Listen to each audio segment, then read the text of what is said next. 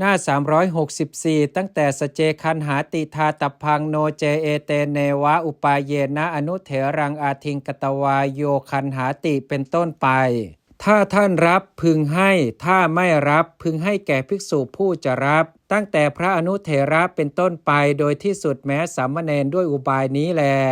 ฝ่ายผู้รับนั้นพึงบำรุงเสนาสนะนั้น8 เดือนบรรดาหลังคาฝาและพื้นสิ่งใดสิ่งหนึ่งชำรุดหรือหักพังไป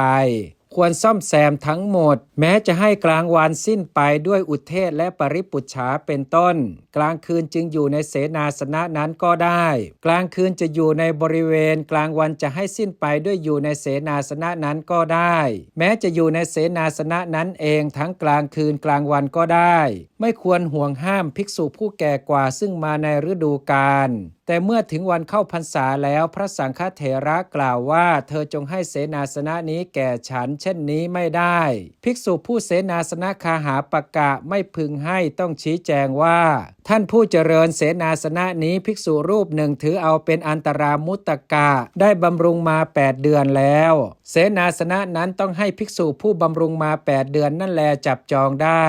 ส่วนในเสนาสนะใดพวกเจ้าของถวายปัจจัยปีละ2 ครั้งเสนาสนะนั้นไม่ควรให้ถือเป็นอันตรามุตตกะทุกคราวที่ล่วง6 เดือนหรือว่าในเสนาสนะใดพวกเจ้าของถวายปัจจัยปีละ3 ครั้งเสนาสนะนั้นไม่ควรให้ถือเป็นอันตรามุตตกะทุกคราวที่ล่วง4 เดือน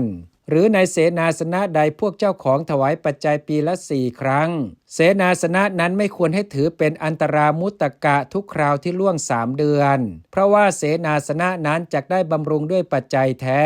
ส่วนในเสนาสนะใดพวกเจ้าของถวายปัจจัยมากมายเพียงปีละครั้งเสนาสนะนั้นควรให้ถือเป็นอันตรามุตตกะได้กถาว่าด้วยการถือเสนาสนะซึ่งมาในบาลีโดยวันเข้าพรรษาในภายในฤดูฝนเท่านี้ก่อนก็ขึ้นชื่อว่าการถือเสนาสนะนี้ย่อมมี2 อย่างคือถือในฤดูกาลหนึ่งถือในวสาวาสการหนึ่ง